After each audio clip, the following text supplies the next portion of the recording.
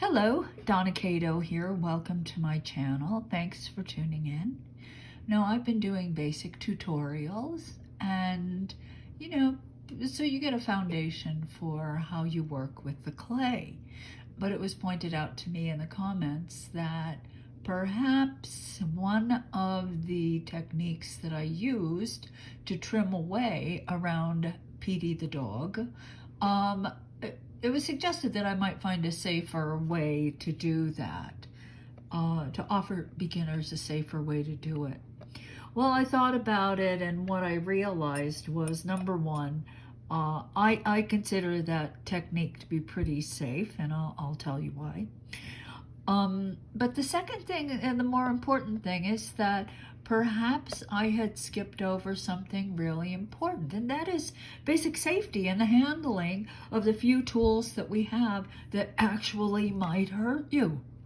So that's what this tutorial is about. It's about the few things that we use that could possibly hurt you and how you can not get hurt by them. So let's continue. Now, here you'll see just some of the things that might hurt you in your clay studio. Now, let me tell you, these two, the blades, the clay blades, and the scalpel are the sharpest and the most likely that you might hurt yourself. But so is this. This is a V-gouge cutter, and that cutting edge on the end is very sharp. You have needle tools like this. Now, needle tool, it's pretty hard to hurt yourself seriously with a needle tool, but I include it because, hey, it's possible. Okay, so we're gonna start with the scalpel. Scalpels, craft knives, very, very sharp. So you do have to be very careful when you handle them. Now, the good thing about the scalpel is that, generally speaking, you're going to handle it in a very familiar way, which is more like a pencil grip. And when you do that, of course, it's quite easy to guide and to cut, and even to cut around things like Petey pin, because in that case, I am taking the edge of this blade and sliding it across a cured back, just cutting that thin layer of clay on the surface. So one of the reasons why I don't think this is very dangerous is that I never find myself in a situation where I'm really exerting a lot of pressure on the tool itself, because when you do that, that's when you might hurt yourself, because that's when you might lose control of your tool. So this is, I think, a very basic and a very safe tool to use, and even for the purpose that I used it for in my PD basic tutorial about putting a tie tack on a cured pin. Okay, the next thing. Okay, so this is a tool. You wouldn't think that you could get hurt by this, right? Really, it's a carving tool. And the cutting edge is so tiny on the end. This is a V-gouge.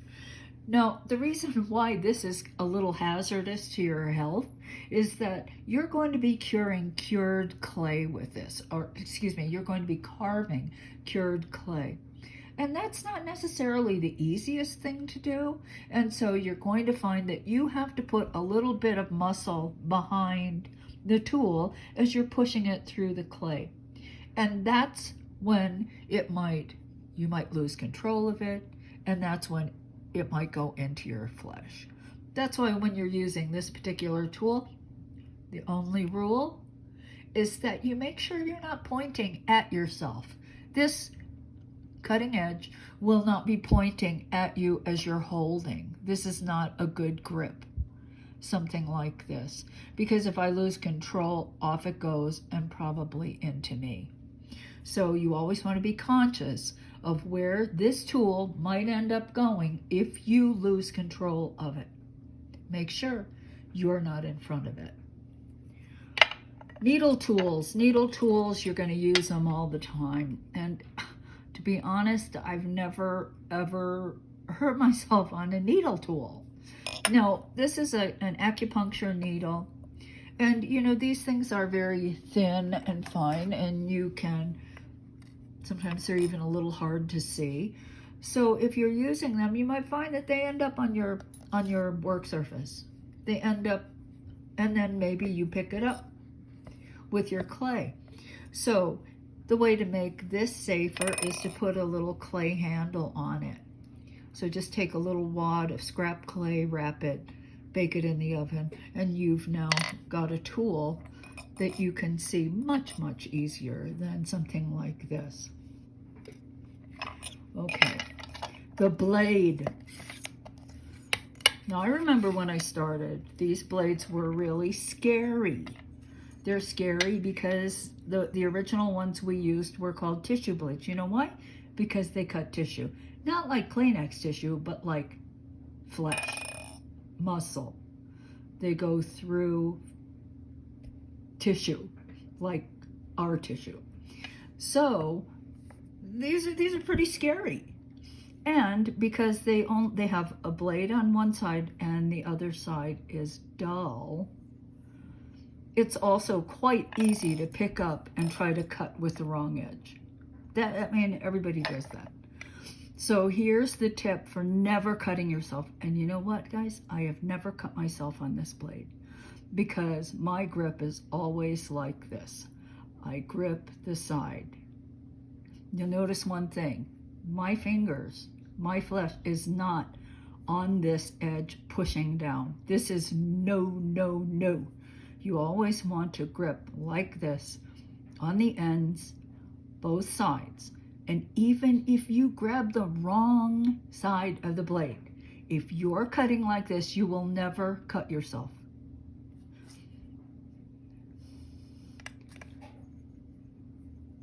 If you use the proper grip like this, you won't cut yourself.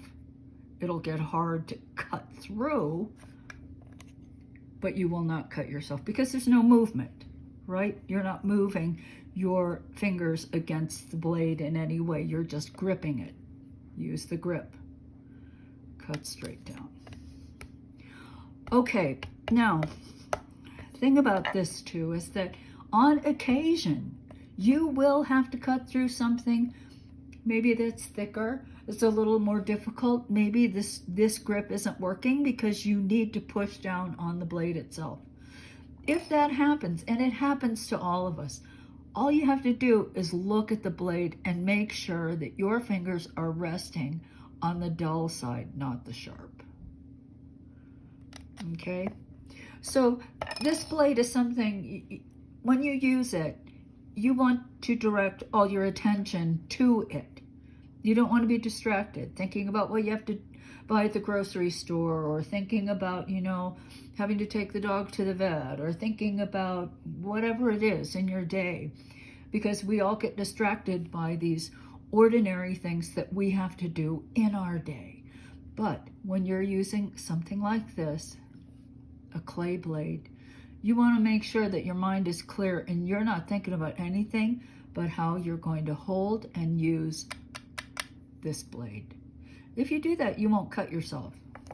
Now, there's one thing I don't have to show you, and that's because I never have single-edged razor blades anywhere near my clay. You know, I used them when I first started because, you know, they're really nice and sharp. They've got that safety edge. When you're cutting a small cane, you know, it's just really easy to use that. That is the tool that hurt me the worst. No other tool I have in my studio ever hurt me as much as a single-edged razor blade, because I had a rod and I was rolling it, and that blade was too close to the clay. I rolled it back, I picked it up, I rolled it forward, and I sent that blade into my skin, into my flesh. I don't have them anymore. You will not find a single-edged razor blade in my studio because that was hazardous to me. And it was small. So it was easy for me to miss. Okay? Now, how shall we work with our tools? We don't work like this.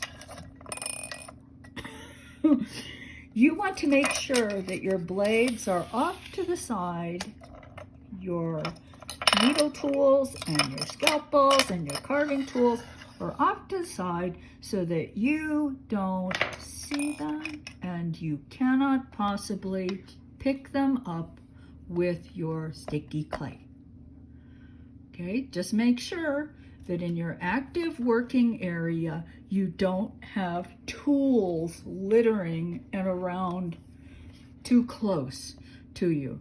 You're going to reach over to wherever it is. You're going to pick out your tool. You're going to bring it in, and then you're going to take it and you're going to return it to some place that you can't just accidentally get it. Okay, so that is briefly, those are some tips and some hints about using the few things that might actually bite you when you work with clay and how to work with them safely.